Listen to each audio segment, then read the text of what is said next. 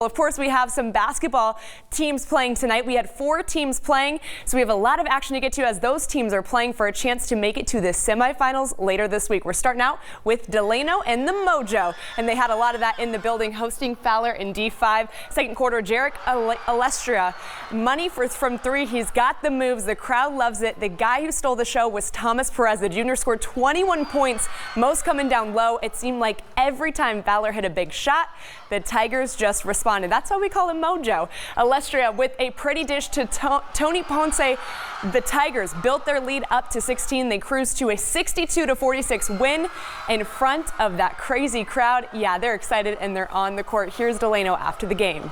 It's always amazing. Seeing the whole town behind her back, always amazing, always amazing. It was my mom's birthday, and she came to watch tonight, so I had to make sure she enjoyed her time and make sure I had to put on a little show. Those 5, they give everything. 4 of them are seniors, and my big boy, Thomas Perez, he's a junior. But those 4 seniors, I love them, and I will win and lose with them to the end, period.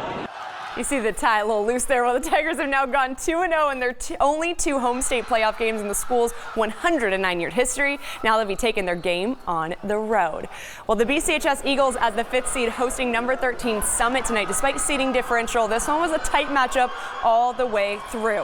Summit would take a lead in the 4th quarter with this triple here. It's now 39-38. Number 1 getting it done.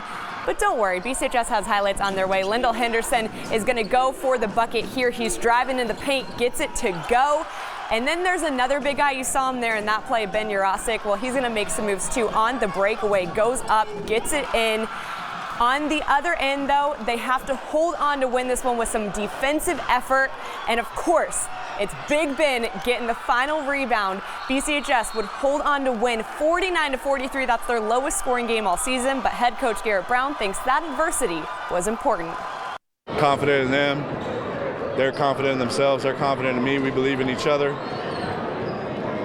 Can't be any higher than it is right now. So we've shown that we can win by scoring 70, 80, 90, and now we've shown that we can win scoring 49. So just got to get it done.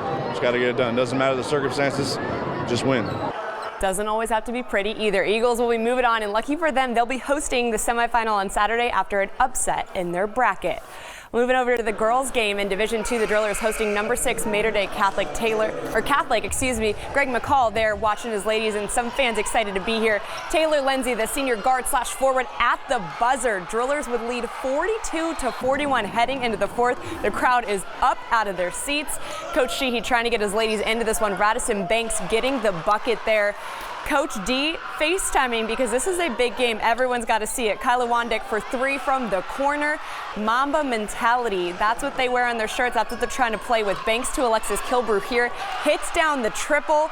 This one will be tied up. Final seconds of the game. Mater Dei going down. Kiana Spriggs with a layup. Ball freezes on the rim and falls out. So to overtime we would go. Never seen it, but that was a great game. Drillers start hot, take a lead in this one. Here's Ray Vaughn with a turnover, turn into some points.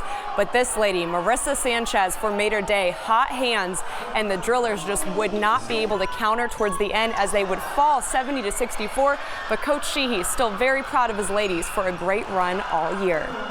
Yeah, number 0 is a heck of a player. She was knocking them down. Like I said, we weren't pressing up and defending the way we normally would do. Not sure what the reason it is, but our girls had a heck of a season. They are competitors. They fight. But I'm going to let them know. It's probably going to be a lot of tears going on right now, but it's okay. That's sports. This is going to be a tough one for these ladies, but again, great run. No one can take away that 3-peat Valley Championship. Congrats on a great year. Well, in Division 5, the East Bakersfield Blades were hosting Rubidoux. Kanaya Patterson getting it done, as she always does here in the 3rd for the Blades. It was a 1-point game at the half, but East blew it wide open. Later, Samantha Garcia, number 10. We've been seeing her all year, right up the gut. The freshman doing it again. Blades lead by 6 at this point, and they would never turn back. East defeating Rubidoux 52-37 to stay alive. But let's take a look at all our teams moving on. Of course, we know Garces hosting that SoCal Regional Final Saturday at 6, playing against Santiago. BCHS will host their semifinal game in boys basketball state playoffs on Saturday at 6 in Division 4, hosting Narbonne, while Delano boys and those East Bakersfield girls will both be on the road in Division 5. Wishing all of those teams the best of luck.